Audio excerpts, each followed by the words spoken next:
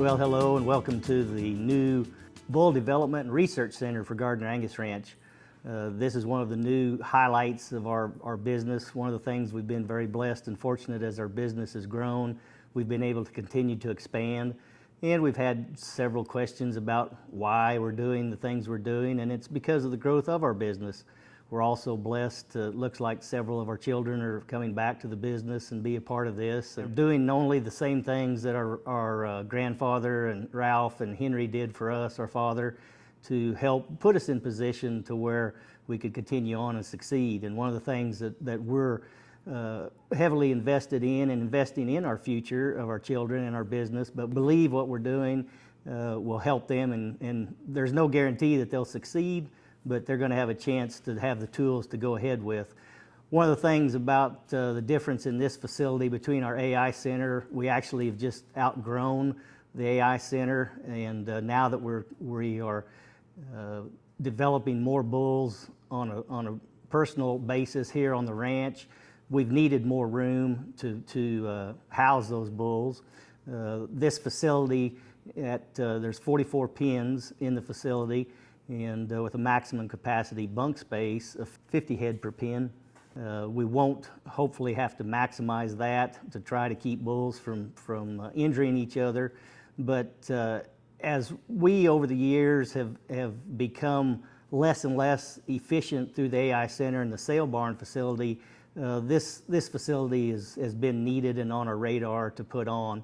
One of the things I'd like to do is thank Max Jantz Excavating in Montezuma, Kansas. They're the ones that actually in 1992 helped us put up the AI Center. The people that we've been working with closely this time around, same company, but Aaron Jantz, Justin Hendrickson, and Bill Wimmer have been wonderful to work with, and their expertise and how they've been able to show us options of what we can do has been invaluable. One of the things that they did, as we as a family each have our niche roles, Mark asked me to be kind of in charge of this, and so one of the things that after we pulled the trigger and decided on doing this, Jantz's took us to several different locations to show buildings and setups that they had done, and they do everything on a very large scale and to a small scale. But one of the things that they do is feed yard construction. And so we went to a large feedlot at Pokey Feed Yards at Scott City, Kansas. And one of the things that they showed me there was a processing barn that was completely concrete snake. But one of the things that we have to be able to do in our business of bull development is when these bulls come in as young calves and start their program, we need to process them as they come here, and whatever weight those are, from anywhere from 600 to 800 pounds in the beginning of their test phase. Then later on when they come back off test, and hopefully they've gained a significant amount of weight, when they come back in weighing 12, 14, 1,500 pounds, we need to have the ability to get them back through that processing unit and be able to get them to the chute to get ultrasound carcass measurements off test. And so one of the things that concerned me was the solid concrete sides. And I said, well, we need to have the ability to have adjustable sides to get these bulls in at different sizes of their weight and stages of their life. So then they took me to a facility in Stratford, Texas that had hydraulic adjusted sides on both sides of the processing unit leading up to the chute. But one of the things I didn't like about that, it was all sheet metal and it was very noisy. I actually got to watch them process cattle that day, and I loved the hydraulic ability to it and give it that flexibility, but I disliked the noise. And so the more I thought about it going home, I asked Justin Hendrickson, I said, boy, there's things I'd like to take from both facilities to incorporate. I said, is there a way that we can do this? And they said, well, we've never done this before, but we'll sure enough try to think about doing it. And we think we've come up with a very unique setup out here, and we'll be glad to walk through and show it to you today. But we have the concrete side on one side of each lead up to each process, and the two different processes that we have, We still have the same ability that we do at the AI barn to process cattle, collect donors, but we also have incorporated, just like at the AI barn, breeding box, and to be able to go switch gate to go to each direction. And so to get there, we have a concrete lead up and a 32-inch passage to get to the adjustable wall side. And once we get to that side, we can adjust that to the side of the animal that's going through. And it's made it very unique. Also, one of the things that we were a little bit hesitant about is working the cattle in solid sides compared to the AI center that we have with WW panels, to where we could reach in and ask an animal to move forward by getting hold of its tail, or give shots in that location. But one of the things that's been very interesting as we've gone through and processed cattle, one of the unique features of the concrete portion of the inside workings is elevated. And so the cattle actually do see you. You're walking above the cattle, and as they see you, and you use their flight zones as you walk by them, and they move forward. And as one moves forward, the draw of that animal brings the rest of the herd with it. And I've been amazed to watch how quiet the cattle are, how easily it is to move them. This past week, with a skeleton crew of family members only, we ran through 1,500 head of calves that we processed here in 2.5 days. And the beauty of it was nobody was hurt. It was easy on the cattle. We had fun doing our job, but we got our job done very efficiently, and it was easy on the cattle and easy on the cowboys. But we'll go back and look at it and see some more detail.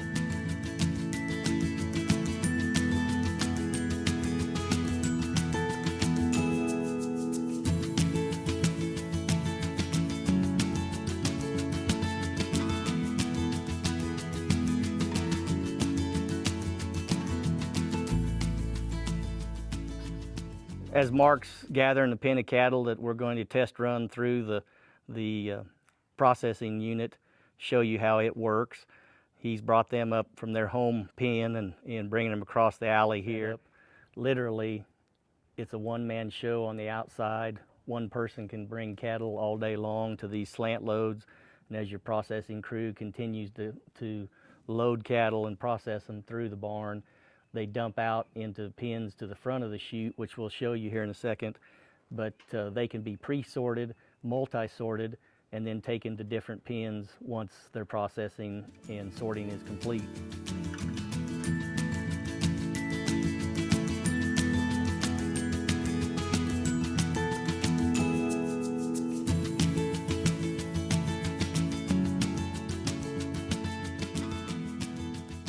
One of the things you see here now, we're preparing to load cattle. On the outside of the building, leading into the interior processing tub, are slant load pens. These pens will collect the cattle from the backside as they come from the outside holding areas in their home pens, come to the staging area, and then come right into the processing barn from the holding pens.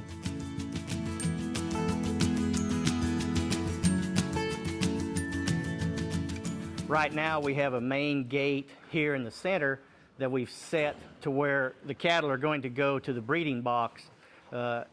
With this ability right here of the raised up catwalk, right now I can walk along here, get my numbers for my records as far as when we're breeding, record those records of who we're going to breed the cow to. And as we get to the box, just pull the straw semen that we need for each cow. One of the things, like we talked about right now earlier, we don't have anything going forward, but the cattle are calm, quiet. They're in a safe position.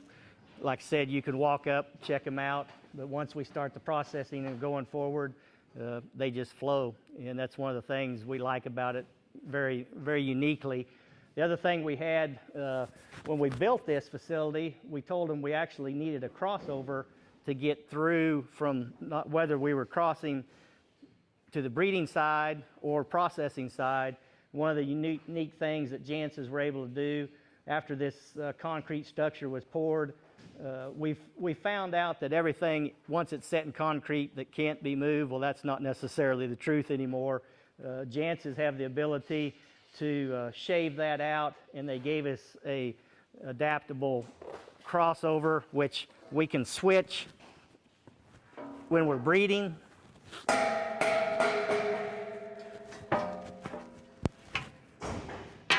Now we're set to go to the processing chute side. If we want to go back to be with the cattle going to the breeding box, we just reverse it, bring our gate down, and there we're good to go. As the cattle lead up to this box, there are no backs that you can't see right now that will station each animal and trap them from going backwards. But as we just start to work them through the box, they'll just move up there individually and we'll turn them on out.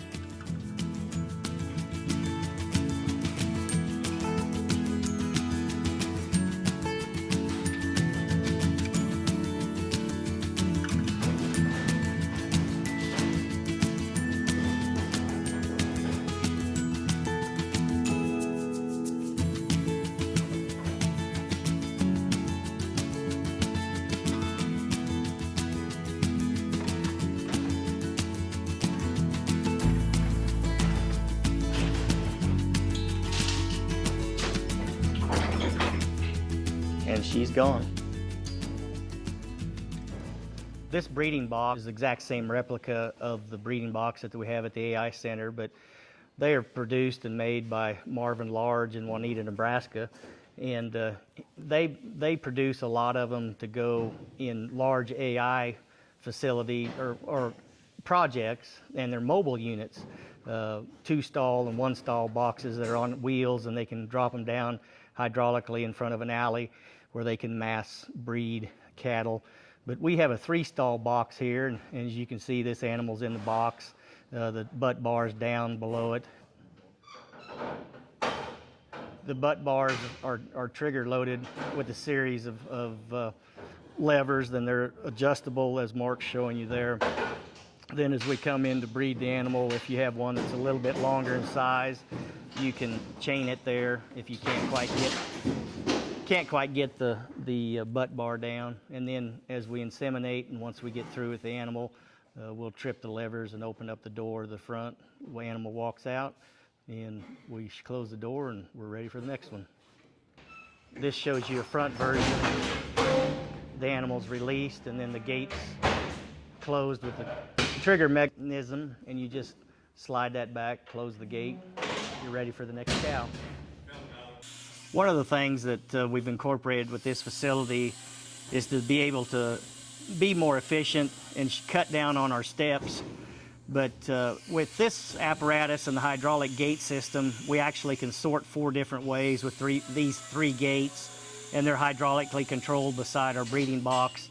But in the spring of the year, if we're sorting, say, a set of heifers and we're ultrasounding and we need sort off heifers that we're going to keep for our own replacement heifers, then sort off sale heifers, sort off bred heifers, open heifers, and sort off culls or sort off feedlot heifers.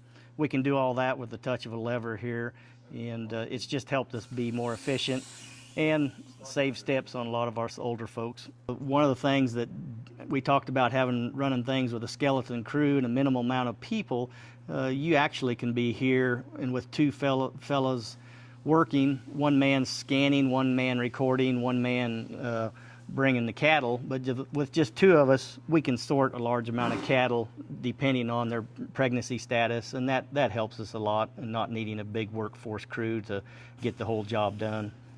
The unique things that Jantz's were able to work with us on, being that a lot of this was customized, they were able to build it to our specs and our desires of what we needed to do to get our job done in the way that we process the cattle and what we need to get the information and data collected from.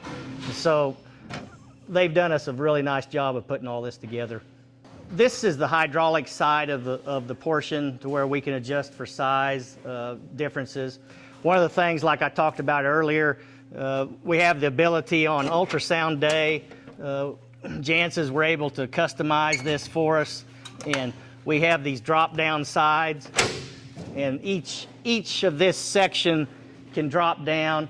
During ultrasound time periods, especially in the winter time, we have to be able to reach in here and on the 13th rib and on the rump, clip that hair off to where they can get the ultrasound measurements as they go to the technician in the chute. But the way this is set up, this allows us to work different sizes of cattle, and like I say, on the ultrasound day, be able to have access to them, to clip them and pre-oil them.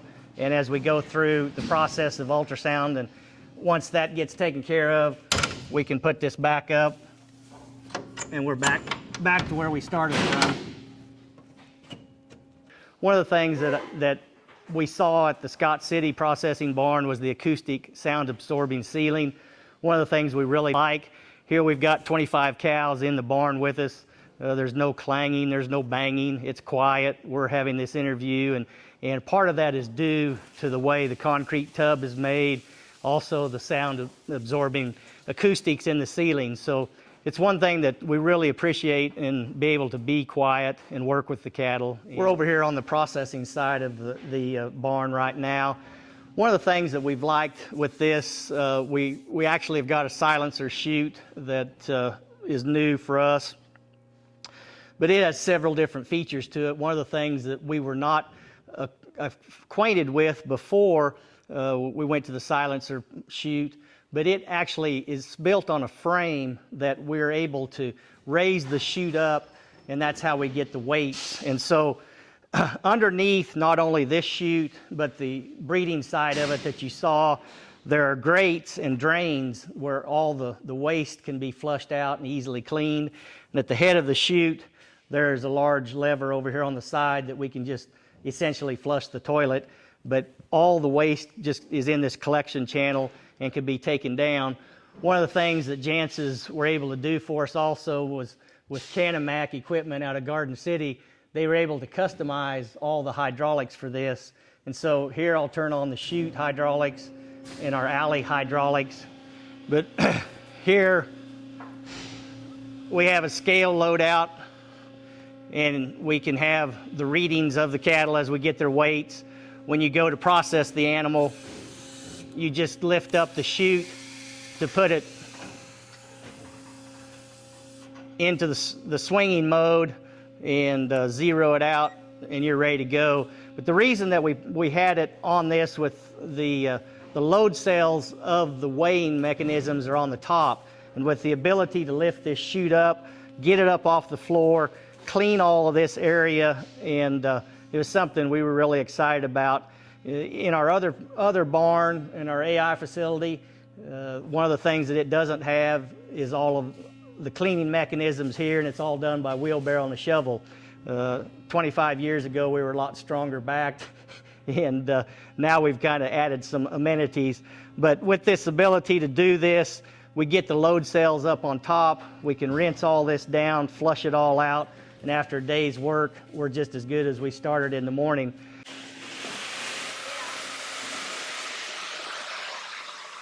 One of the things we're showing you now is the big flush drain underneath the chute.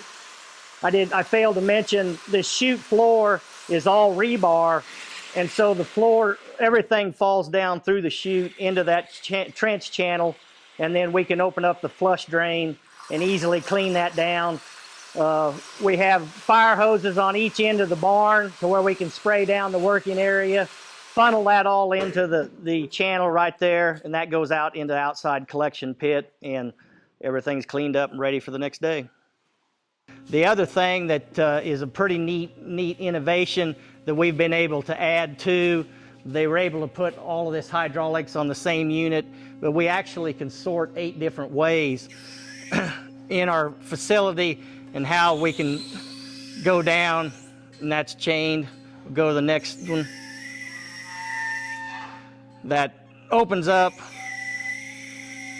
and as we go down through there, anything we need sorted off, if it has a problem, differentiating from where the home pin that we want it to go back to, we can easily make a decision right here, sort it off.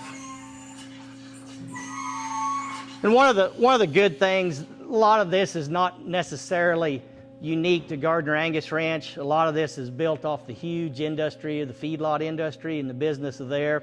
The processing barn at Pokey Feed Yards, I asked Jantz's how far will the cowboy crew drive to get to that barn because they like it so much to work the cattle through. And they said they'll actually bring pens an extra mile to get to that barn. Most of the huge feed yards have processing barns staged throughout the cattle pens and the feed yard area to where the cattle don't have to travel very far. But the cowboys up there like to get to the processing barn. One of the things they commented the other day, they've had this facility up for approximately 8 to 10 months. They said their grates were starting to wear out, and they asked the cowboys, well, how many cattle have gone through there? They said, oh, we've run a little bit over 400,000 through here. So, you know, this design is not exclusive to something that we thought up of.